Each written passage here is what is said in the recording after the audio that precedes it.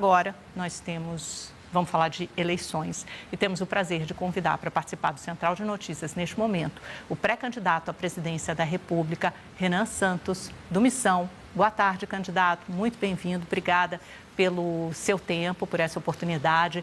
Candidato, gostaria de começar lhe perguntando justamente sobre esse tarifaço, que é o assunto do momento, e há uma narrativa, uma disputa política sobre de quem é a responsabilidade. O senhor já se manifestou nas redes sociais, mas eu gostaria de debater esse assunto de forma mais detida com o senhor. Portanto, como é que o senhor entende esse tarifaço anunciado pelos Estados Unidos na noite de quarta-feira, de quem é a responsabilidade e qual é o caminho para negociar isso e que cause menos prejuízo à economia brasileira?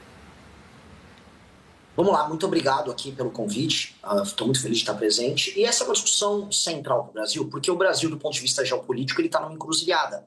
Para quem está nos ouvindo, nos assistindo aqui, a gente precisa entender, o Donald Trump avisou, antes mesmo de chegar ao poder, que faria isso. Isso faz parte de uma nova estratégia de posicionamento dos Estados Unidos perante o mundo. Ele quer reposicionar, inclusive, os parceiros dele e está vendo onde há uma certa desproporção nas relações, ele vai mexer. Ele está fazendo isso com o Brasil por dois motivos. Um, eles avaliam que há uma desproporção na relação entre os dois países, sim, do ponto de vista de tarifa, mas eles também enxergam a oportunidade de tirar o Brasil da zona de influência da China. Dado que o governo Lula era um governo muito vassalo, submisso ao bloco político da China, da Rússia, e a política externa brasileira foi sobre isso, ele pôde deslocar o Lula para ter que sentar e negociar com ele. O que o Lula percebeu? E eis minha crítica aqui aos dois blocos políticos que eu concorro nessas eleições. O Lula percebeu que tem muito a ganhar fazendo propaganda, dizendo que ele está enfrentando os Estados Unidos. E aí não entrou, do ponto de vista da negociação, em nenhum termo mais profundo, aguardando isso. Aguardando agora, às vésperas da eleição, uma briga com os Estados Unidos que é boa para ele em termos de popularidade. Já estão assanhados com planos Brasil soberano, que para mim é só enxugar gelo. Do outro lado, você tem o Flávio Bolsonaro e a família Bolsonaro, que são vassalos do Trump. E não é nem que eles são vassalos dos Estados Unidos, eles são vassalos do Trump. Eles acharam no passado que a ideia de tarifar o Brasil era muito legal, que era muito bacana, ia pegar bem. Não deu certo. O Lula ganhou popularidade à época.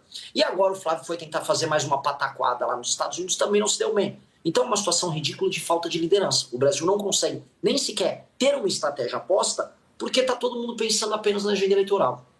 Agora, candidato, o senhor considera que o tarifaço só existe por causa da família Bolsonaro? Não, eu acho que também existe por causa da família Bolsonaro. Mas, como eu disse antes, o Donald Trump já havia previsto que iria fazer isso com inúmeros parceiros de outras nações. O Brasil tinha que se adaptar a essas circunstâncias. Os Estados Unidos dependem das terras raras do Brasil para eles terem uma industrialização e a própria soberania militar nas próximas décadas.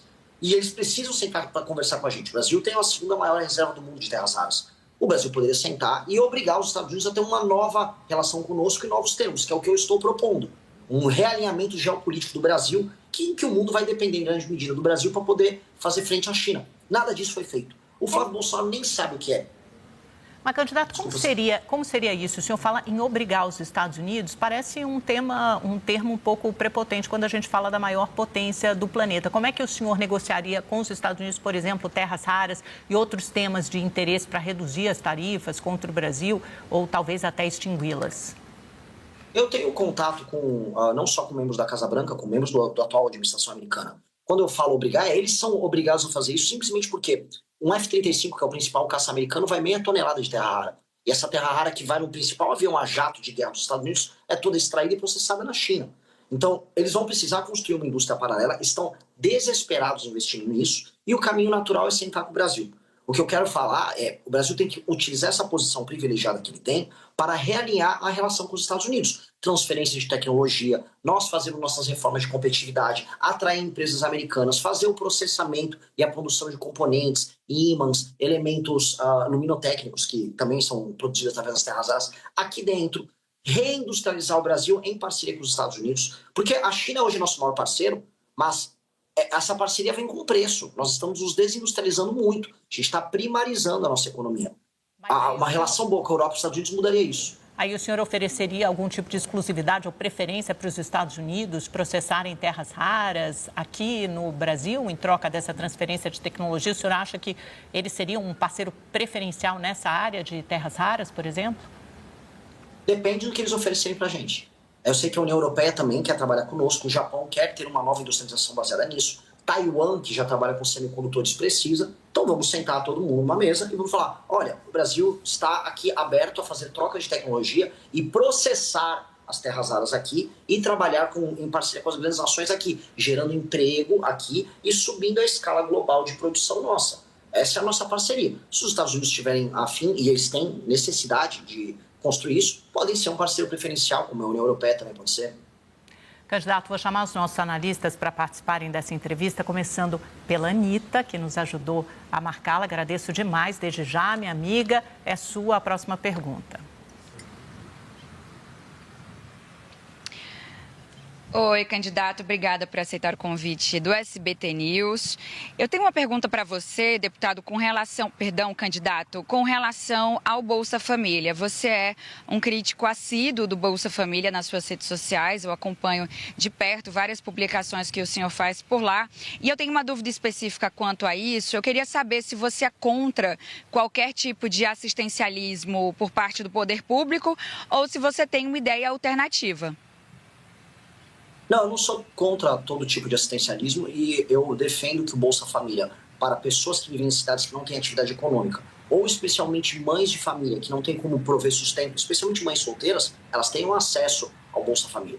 O que eu não consigo aceitar é um misto que está acontecendo em muitas cidades brasileiras, especialmente entre homens, de fazer um bico, não ter um emprego formal e receber o Bolsa Família. E aí isso custar não só para o erário, mas para outras pessoas que no Brasil estão trabalhando com uma carga tributária gigantesca, não estão conseguindo consumir, não estão conseguindo melhorar essa qualidade de vida, porque elas pagam por isso. Assim como pagam pelos altos custos do governo federal, pelas despesas estúpidas que são contraídas pelo atual governo. Então, sim, temos que ter políticas sociais, sim, existem políticas assistenciais que são necessárias, mas não, nós não podemos ser um país do assistencialismo. A diferença do remédio para o veneno é a dose. Hoje o Bolsa Família no Nordeste está presente em 40% dos municípios. Eu acho que isso já virou veneno, isso não é mais remédio.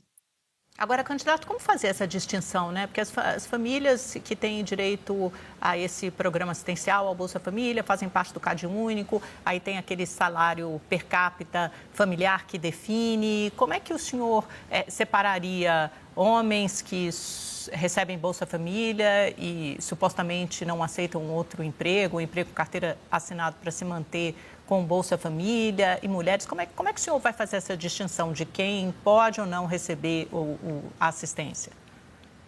Homens e mulheres solteiros abaixo dos seus 35 anos, essas pessoas, quando forem no CRAS retirar o seu cartão do Bolsa Família, ela será oferecida de maneira muito simpática por parte do governo federal um formulário para eles participarem das frentes de trabalho que a gente vai organizar, que serão as frentes cidadãs. Não há nenhuma novidade isso já foi proposto e feito pelos Estados Unidos da América durante a crise de 29, o Roosevelt tocou isso, empregou mais de 3 milhões de pessoas. Nós vamos fazer isso nos interiores do Brasil para não apenas gerar atividade econômica, mas investir em infraestrutura básica, estrada e rodagem, energia elétrica, manutenção predial urbana, coisas necessárias para o funcionamento dessas cidades que hoje estão absolutamente paradas. Isso é feito em parceria pelo governo federal com os governos municipais. Tá certo. Bom, deixa eu seguir em frente aqui. O Yander Porcela e o Gayer também participam dessa entrevista. Yander. Pré-candidato, eu queria falar sobre aquela imagem que a gente acompanhou divulgada pelo site CL do senador Flávio Bolsonaro ao lado do sicário. O Flávio disse ontem que a imagem foi produzida por inteligência artificial, mas o fato é que já gerou muita repercussão nas redes sociais. A própria campanha do Flávio Bolsonaro tem tentado neutralizar esse desgaste, resgatando fotos do presidente Lula com a Deolane Bezerra. Então, é um assunto que está ainda na ordem do dia. Eu queria saber como que o senhor viu essa história toda da foto, quanto isso pode afetar a candidatura do Flávio e, no caso da Deolane, também a própria candidatura do presidente Lula. O Flávio, ele é apenas um outro lado da moeda do lulismo, no sentido de que eles participam dos mesmos escândalos de corrupção. O petismo e o bolsonarismo estão presentes em maior ou menor grau, tanto no escândalo do INSS quanto no escândalo do Banco Master. Tem uma prática horrenda de ficar andando com bandido por aí. E a única diferença é que o bolsonarismo fica fingindo que ele é moral, ou que ele tem algum tipo de relação com Deus, e que ele pode fazer algum tipo de crítica moral ao petismo, quando não tem. Ele é igual ao petismo nesses termos. O Flávio Bolsonaro andar com o sicário apenas me deixa preocupado com o sicário, se ele pode ter sido eventualmente assaltado pelo Flávio Bolsonaro, porque em termos de qualidade ética e moral ali, ambos eram capangas do senhor Daniel Vorcaro. Então, Acho que apenas nós vamos estar referendando o que a gente já sabe sobre o Flávio. Se você gostou do vídeo, não se esqueça de deixar o like e se inscrever no canal. Obrigado e até o próximo vídeo.